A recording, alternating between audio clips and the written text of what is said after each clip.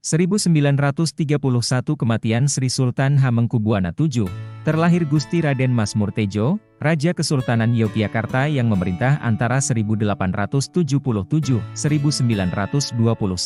dalam usia 92 tahun. Putra tertua Sultan Sri Sultan Hamengkubuwana VI ini juga dikenal dengan sebutan Sinuun Behi dan Sultan Ngabehi. Pada masa pemerintahan Hamengkubuwana VII, pabrik gula banyak didirikan di Yogyakarta, seluruhnya berjumlah 17 buah. Setiap pendirian pabrik memberikan peluang kepadanya untuk menerima dana sebesar F200.000. Inilah yang membuat Sultan sangat kaya sehingga sering dijuluki Sultan Sugih. Masa pemerintahannya juga merupakan masa transisi menuju modernisasi di Yogyakarta. Banyak sekolah modern didirikan.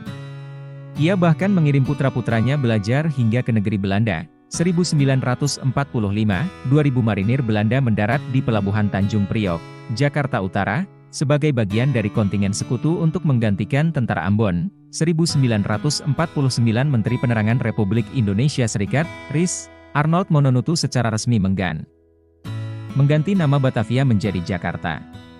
Pengukuhan nama Jakarta dilakukan setelah berlangsungnya konferensi meja bundar di Den Haag, Belanda. Nama Batavia sendiri dipakai dari tahun 1621, 1942 saat Hindia Belanda jatuh ke tangan Jepang. Perubahan nama itu dilakukan sebagai bagian dari denederlandisasi pemerintah pendudukan Jepang. 1988, pemerintahan Ronald Reagan terus mendukung kebijakan Presiden Soeharto mengenai Timor Timur, menolak tuduhan Kongres Amerika Serikat dan Senat mengenai pelanggaran hak asasi manusia di provinsi tersebut.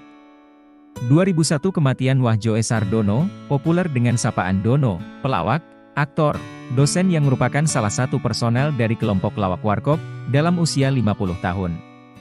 Lahir di Delanggu, Klaten, Jawa Tengah, karir Dono mulai dirintis saat masih kuliah di Universitas Indonesia dengan menjadi aktivis dan karikaturis koran mahasiswa, Salemba.